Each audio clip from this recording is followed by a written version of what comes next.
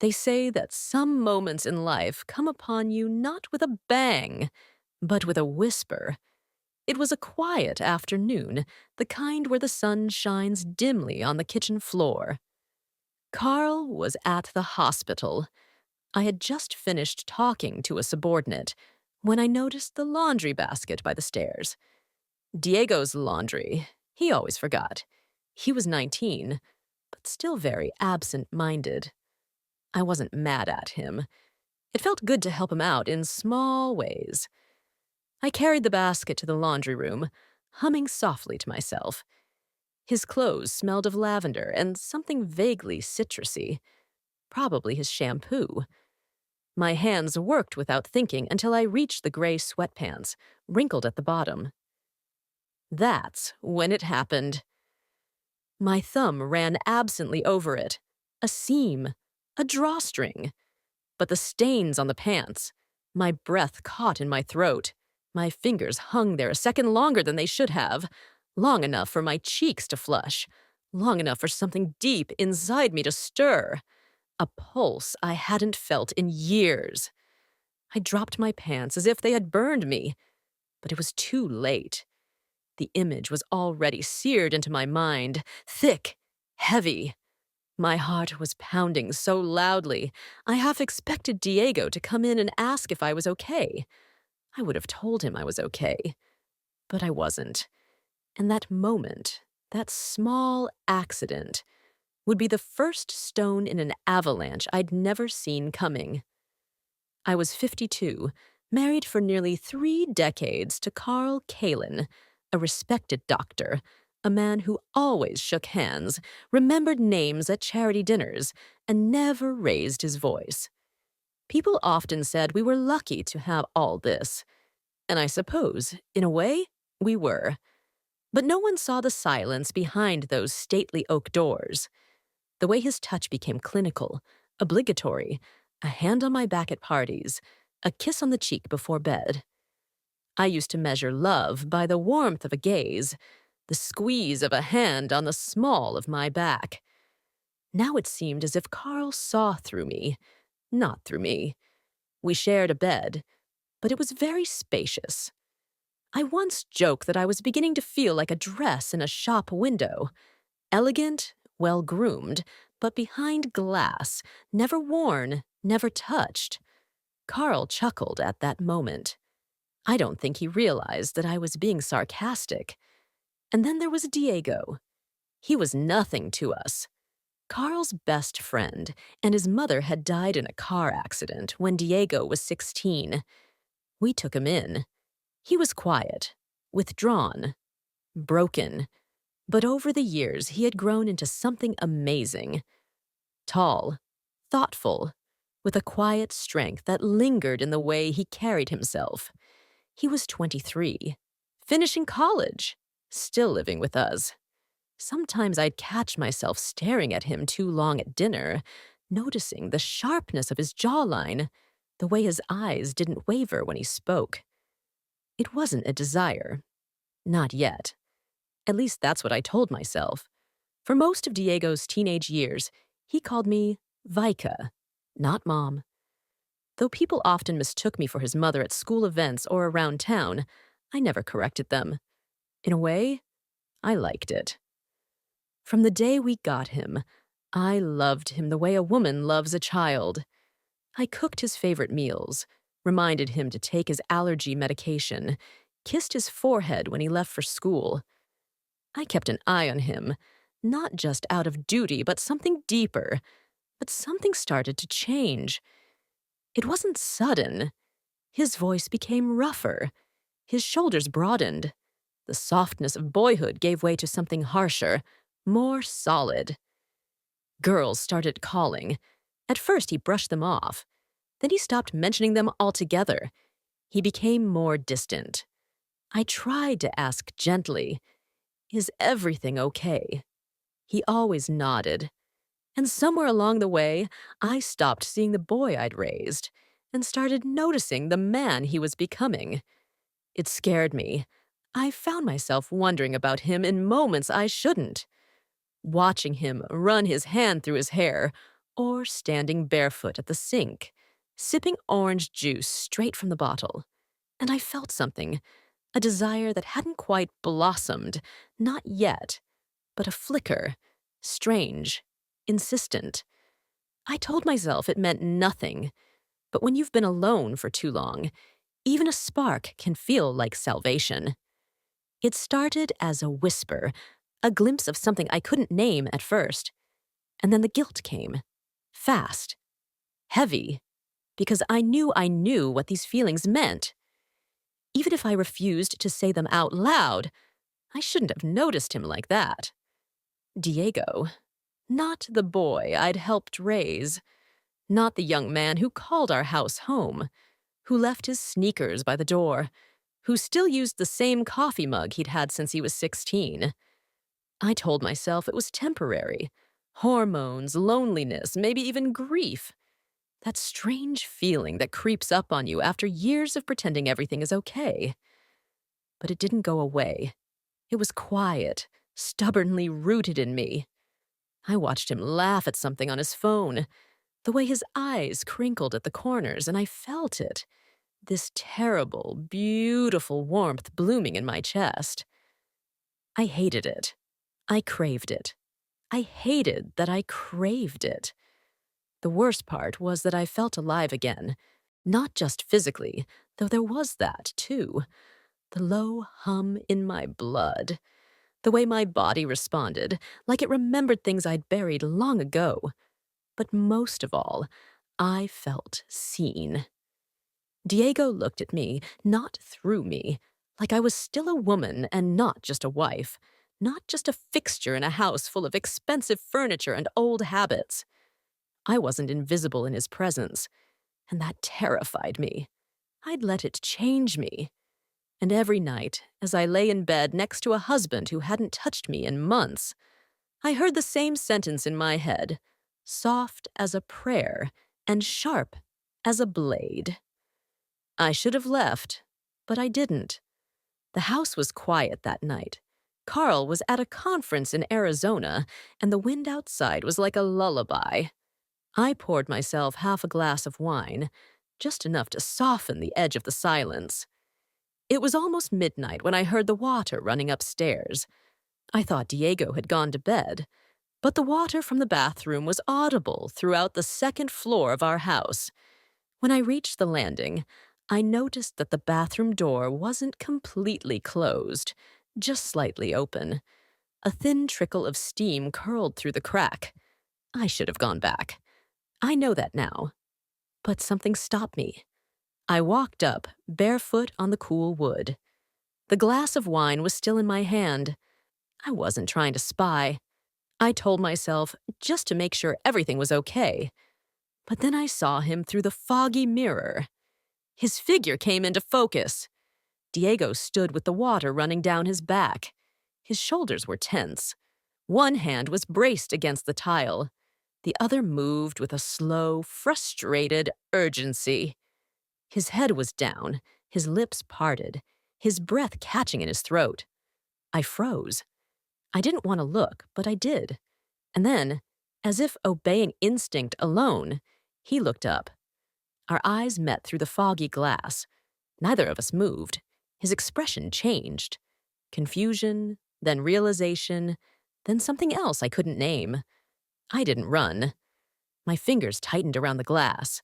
Seconds passed, they became thin and tight. Then he said my name. Softly, disbelievingly. Kylie had broken something inside me. I backed away slowly, not saying a word, my heart pounding like a war drum in my chest. Later, I told myself it was nothing, just a look, a mistake. But in that moment, in those few seconds of steam and silence, everything began to unravel. He came to me the next evening. The house was dark, shadows stretching across the kitchen walls as the sun sank behind the hills. I was rinsing out my wine glass when I heard his footsteps. Quietly, hesitantly. Kylie, I turned, towel in hand. Can I talk to you about something weird? I slowly dried my hands. Sure. He hesitated, running his hand over the back of his neck. It's about me. About why girls don't work out. My heart jumped. I think I'm too big, he said, staring at the floor. Down there, it scares people away. The words hung between us, thick and sharp. Then he looked up. His expression wasn't proud or playful. It was vulnerable, ashamed. And I don't know what's wrong with me. I stepped forward, keeping my voice level. Diego, you're okay. He didn't look convinced. I reached into the drawer and pulled out a small bottle hidden behind the tea towels. Here, I said softly, holding it out. This might help. He took it slowly. Our fingers brushed. That's when it happened. The change. The silence grew heavier. His hand lingered on mine. Our eyes locked. I don't know how to use this, he said, his voice barely above a whisper. Can you show me? My breath caught. There was a pause. A moment, frozen in time, when I could have said no. When I should have said no, but I didn't. I moved closer.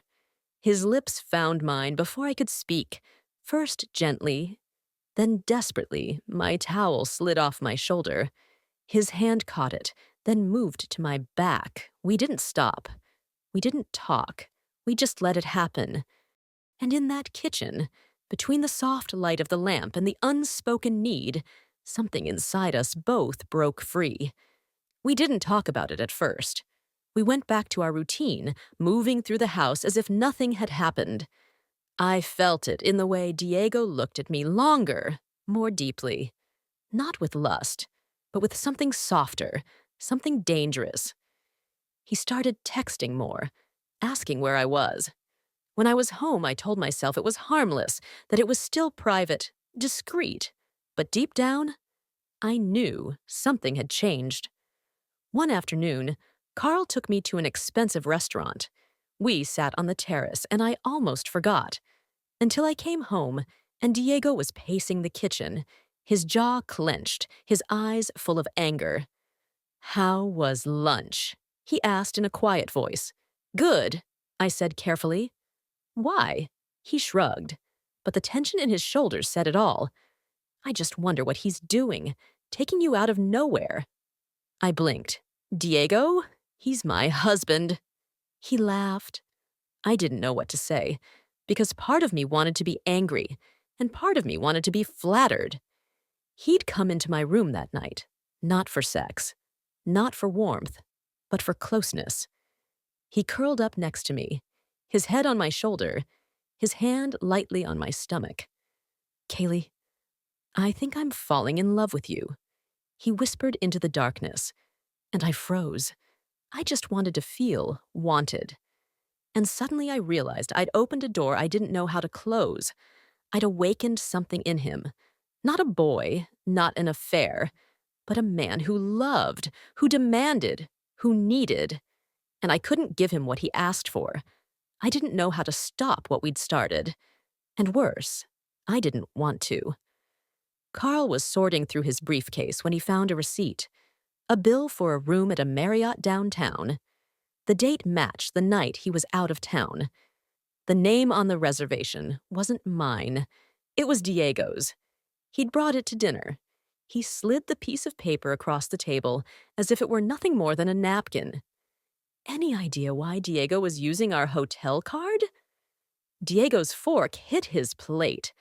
I felt my stomach turn. Probably hanging out with someone, Diego said too quickly. Didn't mean to bring her here.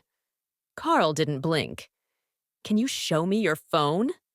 Diego froze, then stood up and ran. The door slammed so hard the chandelier shook. Carl turned slowly to face me. His voice was calm, horrifyingly calm. Kylie, is there something I should know?